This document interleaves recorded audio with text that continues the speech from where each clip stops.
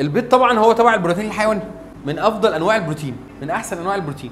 هو بصي يعني في ابحاث ثبتت الكلام ده وابحاث ثبتت عكس الكلام ده. فهو الافضل ما نكترش منه، ناكله بكميات مناسبه، يعني ممكن بيضتين ثلاثه بالكتير في اليوم. هو حتى الدايت البحر المتوسط او الشكل الصحي بيقول لك لا، اخرك 4 بيضات في الاسبوع مش في اليوم. فده الراي اللي بيقول الكوليسترول دور. لكن في ناس ثانيه بتقول لك لا ده او في ابحاث ثانيه بتقول لا ده الكوليسترول مش ضار ولا حاجه، بالعكس ده بيحسن، وبيبقى انت محتاجه بنسب كويسه في الجسم عشان بيبني ليه وظائف حيويه في جسمك، فانت محتاجه بنسب كويسه، والكوليسترول بتاعه مش ضار اللي موجود في البيض. فخليك في الوسط، يعني ممكن بيضه بيضتين في اليوم، مش لازم كل يوم بيض، عشان برضو ما تبقاش ايه الدنيا كتير.